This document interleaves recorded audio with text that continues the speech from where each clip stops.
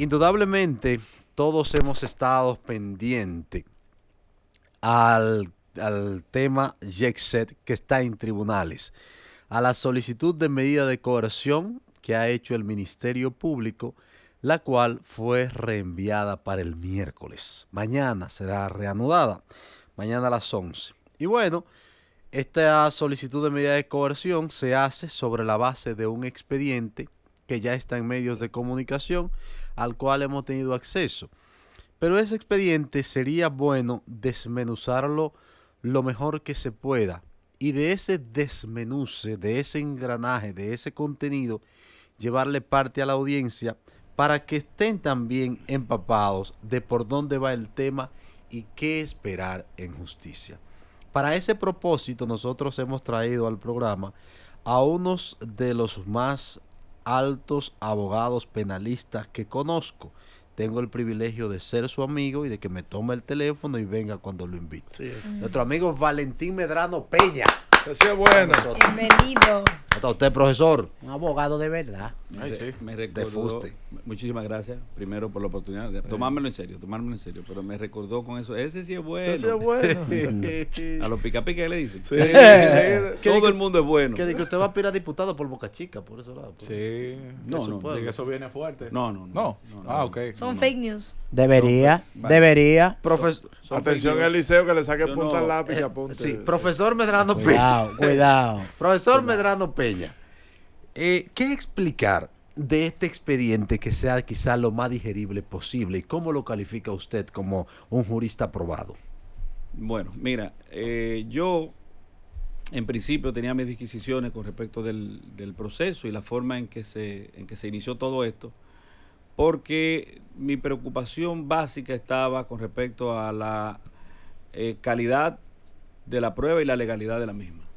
Explique eso. Porque cuando tú inicias un proceso, tú tienes que cuidar mucho de que nosotros tenemos un trípode desde el punto de vista legal para lo que tiene que ver con la legalidad de la prueba. La prueba tiene que ser en su obtención, cuando se recoge, lícita. Tiene que ser lícita en el manejo, es decir, lo que se conoce como cadena de custodia de la prueba, y tiene que ser lícita en su incorporación. Esas reglas de licitud tienen que ser observadas a través, en algún caso, en el caso de la recolección de la prueba, por levantamiento de actas. Y entonces mantener esas pruebas de forma inalterable ya es lo que se llama almacenamiento o manejo de custodia de la prueba. Que la prueba se lleve también al tribunal de conformidad con la norma y que se introduzca a través de un testigo idóneo en el caso de que sea una prueba documental o material. Eso lo establece la resolución 3869 en su artículo 19. Entonces, tú tienes que tener preocupación por ello porque estamos hablando del caso más afectador, el caso más doloroso, más luctuoso que ha tenido la República Dominicana en su historia. Este acontecimiento enluteció al pueblo dominicano y no hubo ni siquiera una clase social que pudiera estar al margen del dolor que esto encarnó, un luto colectivo. Entonces, la preocupación no es por tener interés en agravar o afectar a las personas imputables del proceso. No, es por garantizar que las personas que son víctimas del proceso tengan garantías en el mismo. Que por vía de consecuencia, al momento de que estas personas pudieran reclamar en justicia la reparación de los daños que ocasiona el tipo penal, en el caso de que se pretenda que sea a través del derecho penal que las personas incoen sus acciones tendentes a la consecución de la reparación del daño, pues entonces que las pruebas estén lícitamente recogidas y lícitamente manejadas de conformidad con lo que establece la Constitución de la República en su artículo 69, numeral 8, que dice que toda prueba es nula si es recogida con desapego a la ley, y los artículos 26 y siguientes del Código Procesal Penal que te establecen que es nula esa prueba y las consecuencias de la misma por el principio del fruto del árbol envenenado. Ahora bien, hay una pregunta en específico. Sí, en el caso del informe que entregó Reyes Madera, director de la ONESBI, que realizó conjuntamente con otros 2 profesionales del área, ¿qué validez pudiera tener ante un juicio? Por ejemplo, hasta ahora en la medida de coerción. Legalmente ninguna. Oh. Ay, Wow. No, legalmente ninguna. Y con el debido respeto para Leonardo Reyes Madera, que es para mí, si no el profesional más brillante en esa área, debe ser bueno, si no es primero, no es segundo de nadie. Profesor, pero las principales cintilas que presenta el Ministerio Público en el expediente de medida de coerción están fundamentadas en ese informe. Bueno, mira qué pasa, vuelvo y te reitero. La Constitución de la República dice que es ilegal toda prueba obtenida en contradicción con la ley. Entonces vamos a hablar de ley. Primero, ese informe, no sé por parte de quién, pero recordemos que Reyes Madera y las personas que conforman parte de esa comisión son empleados públicos, que como empleados públicos no son independientes. No son independientes. Dice la norma, artículo 204. Oye, parte y fin, el artículo 204 del Código Procesal Penal. Vaya buscándola, profesor, porque no quiero citar normas y que después ustedes cargan en el hierro de ser estafado por mí, por estar citando cosas que no existen, porque yo le digo el número, le digo 204 y dice tal cosa. ¿Le creemos a usted, profesor? Me van a creer, pero lamentablemente probablemente no esté en desapego o en divorcio de la realidad conceptual de lo que se trata. Creemos mucho. Eliseo es una estrella. Eliseo es una estrella. Ok. Pero En decadencia sí, pero no es una estrella. Pero Fugaz. Dios mío. Lucifer era un ángel. ¿qué Fugaz. dice el artículo 204 del Código Procesal Penal? Que la persona que Gracias, sirva un peritaje tiene que ser independiente, imparcial y obviamente que objetivo. Objetivo, independiente e imparcial. Artículo 204, parte y fin del Código Procesal Penal. Pero también dice el 207 que la designación de los peritos durante la etapa preparatoria corresponde a el Ministerio Público. En ese informe aparece un oficio en la primera página que dice que ellos fueron apoderados por el Ministerio Público, pero eso es una engañifa, eso es una estafa, una mentira. Porque todo el mundo aquí en este país es testigo de que en ese acontecimiento luctuoso, en ese doloroso estado situacional en el que se encontraba el país, el presidente de la República prácticamente desde el lugar de los hechos dijo que designaba una comisión. ¿Yo estoy mintiendo? Sí. sí. Entonces el presidente designó una comisión. ¿Y a quién designó el presidente de la comisión? A Reyes Madera. A Reyes Madera. Entonces, ¿cómo el Ministerio Público y cuándo?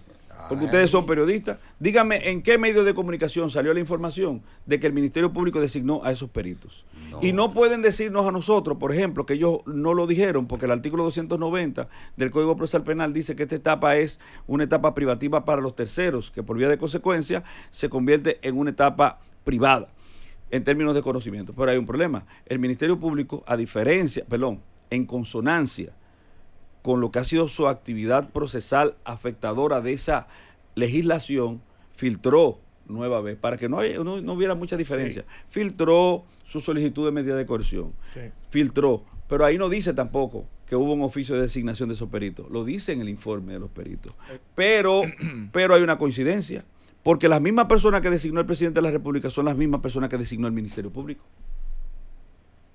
Entonces, ¿eso es coincidencia o que simplemente nos están tomando el pelo? Yo digo que nos están tomando el pelo, porque es tradición de ese cuerpo tomarnos el pelo de la cúpula de ese cuerpo. Y entonces Dice que por la forma en que se está llevando el proceso, pudiera dársele beneficio al principal imputado. bueno, si no hay Legalmente. prueba, ¿qué es lo que condenan? Dicen, hay un viejo adagio, corrígame si me equivoco, que dice, las que condenan son las pruebas. Claro. El juez solamente hace uso de las pruebas para condenar. Evalúa. Solamente las pruebas condenan. El juez no condena, es la prueba. Entonces, si tú no tienes pruebas, si tú tienes vaciedad probatoria, y hablemos de vaciedad probatoria porque son pruebas que pueden ser excluibles. ¿Por qué excluible? No me baso solamente en el artículo 207, porque podríamos decir incluso que eso fue subsanado. Pero fue subsanado sobre la base de una engañifa, ¿verdad? De una estafa. O corríjame usted, honorable Egregio Caro, o usted, Hansel, hermano, Jonathan, corríjame a mí y dígame que yo estoy mintiendo, que no es verdad que el presidente designó una comisión. Sí, Sí. Pues entonces vocero. estamos sobre la base ya ahí mismo de una ilegalidad, de una Dos violación de preguntas. facultades. Entonces, Adelante. esa comisión debió designarla el Ministerio Público para que tenga validez. Desde el primer día. Ok, Pero- soy brillante. Pero el más si eres completo, bien. el más completo. Eres el más completo, pero Mira, se le está saliendo el pollo ahí. Usted es traductor, líder. pero falta algo. Ajá. falta algo. Es que aparte de eso, no solamente va a ser legal porque lo designa el Ministerio Público, va a ser legal por quien designe, a quien designe el Ministerio Público. Porque hay una ley vigente en la República Dominicana, que es la ley 454-08, que me gustaría que ustedes vayan buscando también, artículo 11 en el párrafo al final, que establece que es el INASIF, dentro de todas las instituciones públicas de la República Dominicana, la única facultada para emitir los peritajes que requiere el sistema de justicia de la República Dominicana. Dios mío. Entonces, ¿EUNASBI es INASIF? No. Entonces, cuando esa prueba, que todavía todo se puede corregir.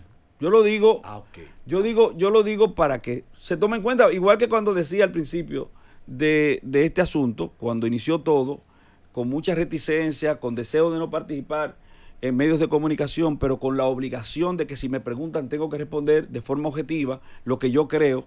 En algunos programas yo decía que tenía que ser el Ministerio Público, como afirmé hoy aquí, quien designara a esa persona. Entonces, eso lo corrigieron, vamos a decir que lo corrigieron. Sí. Se corrigió, porque aparece en el informe, no aparece el oficio por ningún sitio, ni nadie lo conocía, pero de repente aparece en el informe. Entonces, con respecto al INASIF, eso no se ha corregido, porque en el informe no aparece, en el epígrafe del informe, en el timbrado del informe, no aparece las siglas del Instituto Nacional de Ciencias Forenses. Aunque sea en materia de construcción y en materia de peritaje, de construcción o de cualquier índole, el INASIF es que debe designar la comisión. Si el Ministerio Público, porque mira qué pasa, es que hay que ver el dictado de la norma. La norma al Ministerio Público le pone una camisa de fuerza, que dice usted solamente puede requerirle al INASIF. Supongamos que el INASIF no tenga un banco de elegibles formados en lo que tiene que ver con cálculo de resistencia a materiales o ser un estructuralista. Supongamos que no. Entonces el INASIF designa a esa persona. Sí, eso es lo que dice el artículo 6. Lo nombra el INASIF, no el Ministerio Público. Pero la coincidencia, o sea, como el presidente nombra a 3 gente y el Ministerio Público nombra a las mismas 3 personas, no son independientes. Pero por eso, lo que pasa es que nosotros en la psiqui tenemos asociado de que el INASIF es para muerte y eso es ciencia forense. Y eso, ahora llegó el INASIF te lo he dicho. Me llegó. El INASIF tiene expertos en peritajes, en asuntos financieros, en contabilidad, en odontología forense. Ya usted sabe que en necropsia tiene especialistas, en absolutamente, prácticamente todas las áreas posibles de ser afectada que se requiera un peritaje, el INASIF tiene expertos. Entonces, Valentín, una consulta. Aquí entre usted y yo, nadie nos está escuchando. Y el Ministerio Público y su procuradora no fueron a la clase de la custodia de la prueba. Ese día. Bueno, el problema es que en este país todo es así.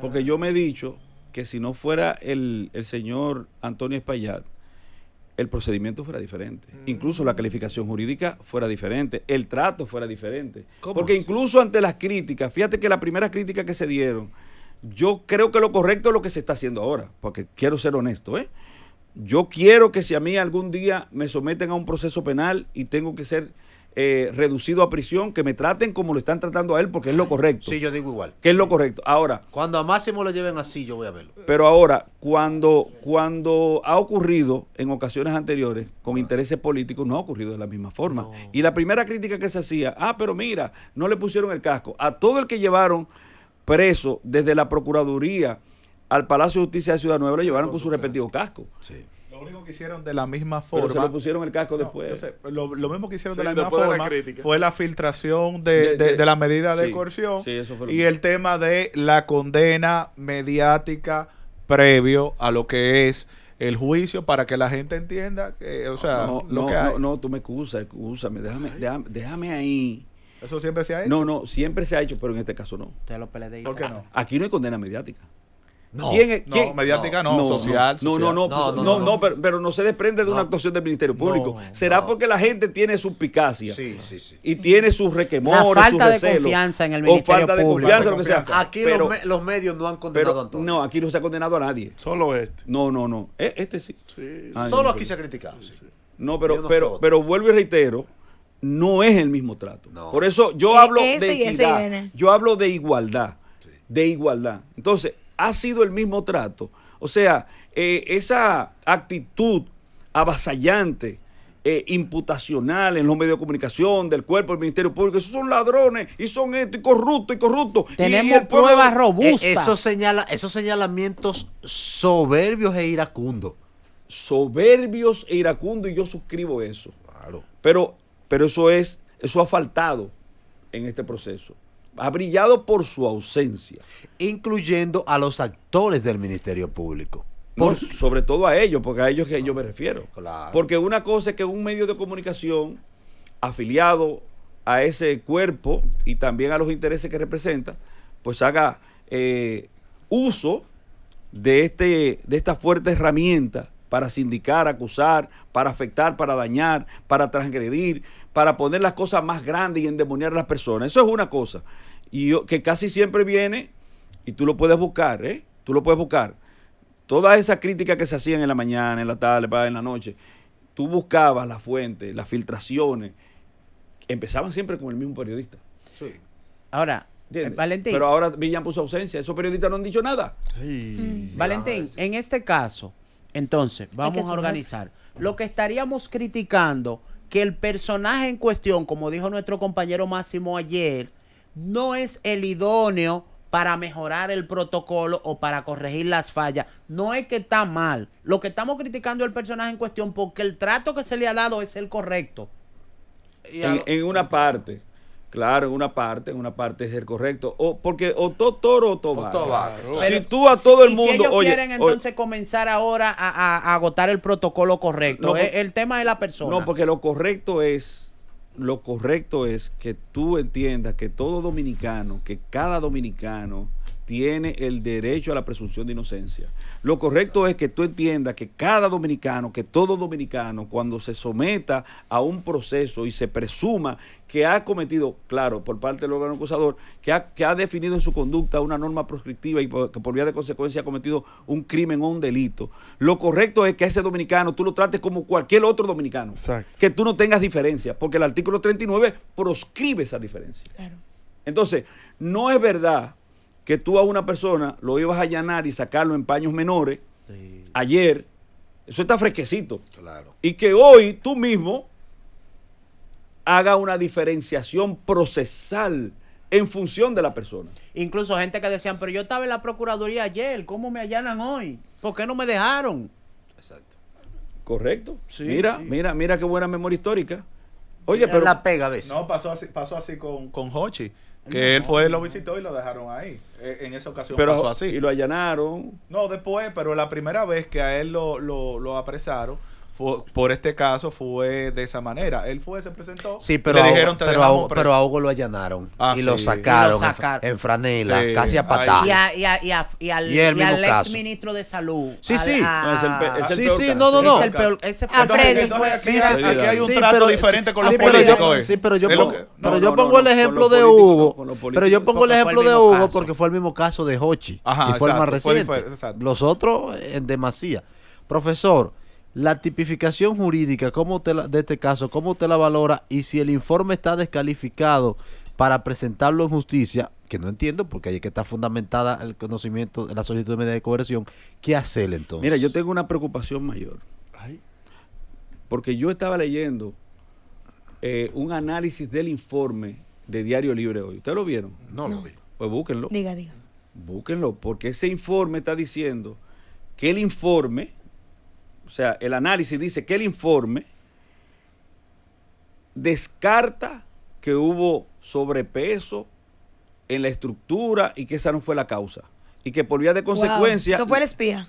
No, pero muy por el contrario. Escúcheme. No. Eso dice Diario Libre. Están equivocados. Permíteme. Búscalo. Sí, no, porque es doloroso, muy doloroso, que eso... No era la primera que Diario Libre hace en este contexto. Pero Diario Libre tiene interés en desafío técnico que enfrentarán los jueces en ahí está, ese mismo.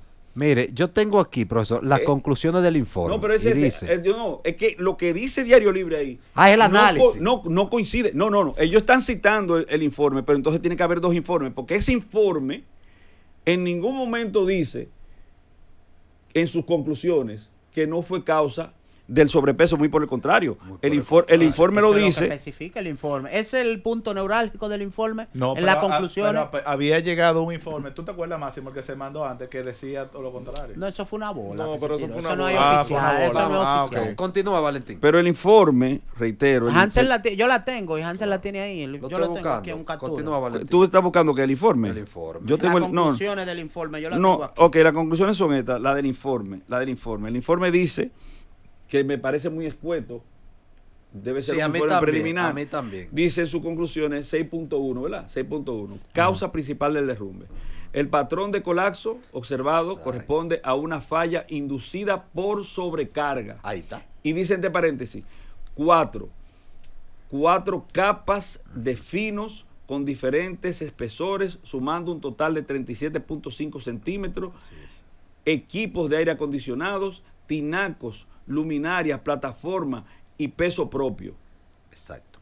En las vigas postensadas, localizadas en los ejes H y J, particularmente en las proximidades de la esquina sureste de la cubierta. Imagen 10 e imagen 26. Y dice en el 6.2, factores contribuyentes, sobrecarga debido al aumento de carga de las 4 capas de morteros parafinos colocados sobre otra, hasta alcanzar una altura de 37.5 centímetros sobre algo cuadrado que no lo recoge. Y después sigue más 4 tinacos de agua, 6 equipos pero ¿qué dice Diario Libre? Climatización, perdón, y 7 casetas de alucin. ¿Qué dice? Pero mira qué dice Diario Libre. De acuerdo con el informe elaborado por la Comisión Técnica designada, la causa real del colapso no radica en la falta de mantenimiento ordinario, sino en un fallo estructural de origen. ¿De cuando lo hicieron? Sí, o sea que las 4 capas. Y los 17 elementos. No, y las 4 capas y todos esos elementos. Eso parece una lasaña. Entonces. Ellos desviaron totalmente la atención. Mira, eso es peligroso. Diablo, Diario Oye, Libre. No, pero eso es peligroso. Diablo, Aníbal. No, eso es, estamos hablando de uno de los elementos más peligrosos que puede haber con respecto a la obligación que se tiene de informar en el caso. Oye, yo quiero creer que hay 2 informes. Yo también. Y que se trata de un error. Porque de lo contrario, tú estás tratando de tergiversar la verdad. Claro. Y de procurar narigonear a la comunidad, a la sociedad, sobre la aceptación de una realidad que no es. Exacto. Pero ya van varios artículos que publican anónimos. Eso está fuerte. Que van por esa línea. Ya van varios, bueno, este no es el primero. Yo tengo una preocupación y eso le hace más daño a las personas imputadas que bien. Claro. Porque al final de cuentas, entonces, esto creará un estado situacional por parte de las personas que se encuentren afectadas del proceso, que va a ser necesariamente como una especie de alud, donde todos vamos a hacer causa común, porque al final de cuentas todos nos vamos a poner de parte de las víctimas. Así es. Al final de cuentas, esa es la tendencia natural, normal de un ser humano. Nosotros nos vamos a poner de parte de las víctimas, pero entonces todo aquel que intente solapar la verdad de lo ocurrido, esto se lo va a llevar el alud humano, el alud social se lo va a llevar. Valentín. Entonces hay que ser objetivo y responsable, porque al final de cuentas la calificación jurídica es una calificación tal, la calificación jurídica embrionaria es una tal que incluso prácticamente imposibilita que se le imponga prisión preventiva, porque también es un desaguisado y una contradicción que una pena máxima de 2 años tú le quieras aplicar 18 meses de prisión preventiva. Eso no tiene sentido. Claro. Porque al final de cuentas, ahí se estamos hablando de una pena anticipada. Pero cuando tú haces todo este tipo de tratativa, de golpe bajo, de manejo mediático, de desinformación, de manejo incorrecto de la prueba, tú estás creando un caldo de cultivo para que la gente entonces entienda que necesita descreer del sistema de justicia y procurar por vías propias soluciones desde el punto de vista justiciero, que nosotros tenemos que proscribir ese tipo de comportamiento. Peligroso. Somos una sociedad desequilibrante. ¿Cómo fue que te dije? Pues eso puede desequilibrar toda una sociedad. Señores, miren. Entonces, ¿pero qué tú prevés mañana en la medida de coerción? ¿Qué tú prevés que pueda pasar mañana? Mira, antes de... la dama ha dicho algo Nicole Pichardo. Nicole Pichardo, la reina de política. La reina. No hay otra. La reina con mucha R. Así mismo, reina de política. No, con mucha R. Sí, correcto. La estoy enseñando ahí. La reina de política ha dicho que eso puede ser un factor desequilibrante. Mira, hubo un acontecimiento histórico muy aparentemente insignificante, que fue la muerte del príncipe Ferdinand Marcos. Un solo hombre, digo, ese día murieron 3 personas, la gente dice que fue un solo hombre, pero en realidad su chofer y su esposa embarazada murieron ese día, o sea que 4 personas por lo menos murieron. Pero se hace alusión a la muerte de ese archiduque de Prusia. ¿Y sabe qué trajo eso como detonante? La Primera Guerra Mundial. Esa fue la chispa que encendió la mecha. Y a raíz de ahí, millones de muertos en Europa a causa de la Primera Guerra Mundial. Y en el contexto de la poca confianza que hay con las instituciones en República Dominicana. En Europa y Asia. Entonces, uno tiene que saber que tiene que proteger primero a la sociedad. Sí. Tiene que proteger el orden social, el orden en todos los sentidos, porque eso implica también el sostenimiento del estado de cosas que tenemos, los poderes públicos, etcétera. Eso es la democracia, eso hay que protegerlo. Está por encima de cualquier ser humano. Sí. Entonces, por eso tú tienes que manejarte siempre bien, correcto, sobre todo cuando te toca administrar el poder. ¿Tú sabes por qué? Sí. Porque cualquier acción puede ser, por ínfima que sea, por mínima que sea, puede ser el detonante de cosas inenarrablemente luctuosas o lamentables, como pasó en 1984, que un aumento, un pacto con el FMI, un aumento en algunos bienes, desató una mortandad en la República Dominicana. Entonces tú tienes que ver que tú te manejes con la suficiente transparencia como para que esas acciones procesales que tú lleves efecto desde el punto de vista de manejo de la autoridad que las leyes te conceden, no se constituyan en ese elemento de disociación y de afectación. Mañana, ¿qué tú entiendes que puede pasar? Bueno. Okay, está bien. Sí. Bueno, ahí le puedo responder con una canción de Luis Enrique. Yo no sé mañana. Pero ahí el mal manejo de las autoridades, muy malo, permiten que la ciudadanía esté en recelo. Sí.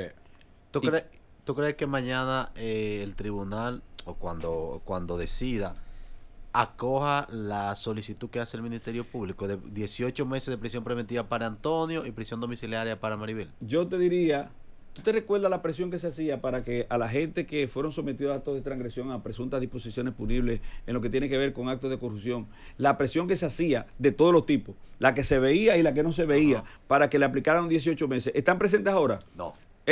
Quiero que me respondan todos. ¿Están presentes ahora? No. Entonces, mañana podría ocurrir exactamente todo lo contrario a lo que las expectativas de la gente tiene. Valentín, pero en materia jurídica, así va a pasar con los expedientes de ellos. No va a haber tanta atención. Se dice en los próximos meses que la medida de coerción no puede ser en ningún momento superior al mínimo de la pena.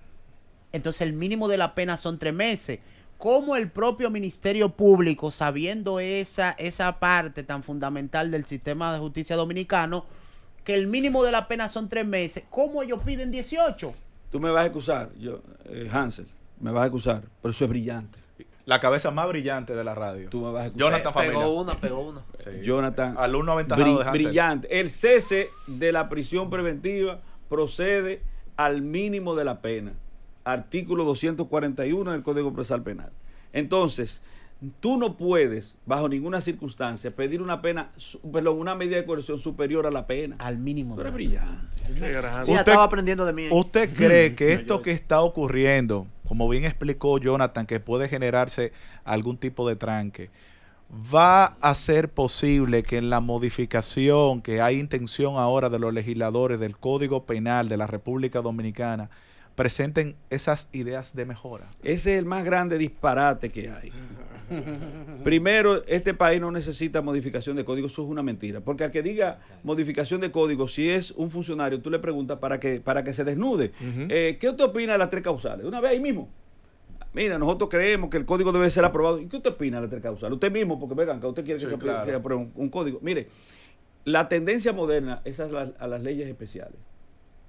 A las leyes especiales. ¿Qué son leyes especiales? Son aquellas leyes que describen tipos penales o tipos jurídicos, para hablar de todos los ámbitos del derecho, modernos. O sea, no por ejemplo, una ley especial. Ley de lavado activo es una ley especial. Claro. Y en el código se incluye la ley de lavado activo, no. Ley 5307 es una ley especial y se incluye en el código, no. Entonces, la tendencia... Pero entonces hay que despenalizarlo en el código. Pero fíjate que el código de finales del siglo antepasado, de 1800, finales de los 1800, el código penal de la República Dominicana. Sin embargo, la ley 53-07 es del 2007 y ya está desfasada. Eso quiere decir que el delito puede ir más rápido que el legislador. Claro. Entonces tú no puedes acudir a código. Ahora, la pregunta mía que habría que hacer a las personas que dicen, ante esta coyuntura, porque fue ante esta coyuntura, que necesitamos la modificación del código, la pregunta es, si desde 1886 tenemos el código, ¿cómo fue que se dio cuenta en esta coyuntura que nosotros necesitamos modificar el código? Gracias. Bueno, gracias Valentín Medrano, brillante. Tenemos que hacer varios programas. Tiene que venir más aquí. Estrella, Valentín. Puede venir todos los miércoles, así no tiene que venir los jueves y los viernes. Déjame hacer el anuncio, el nuevo abogado de política. Gracias, Valentín Medrano Peña, mi amigo Valentín, dilo público lo que somos. Mi hermano Hansel, Hansel tiene que ir al psicólogo. Political.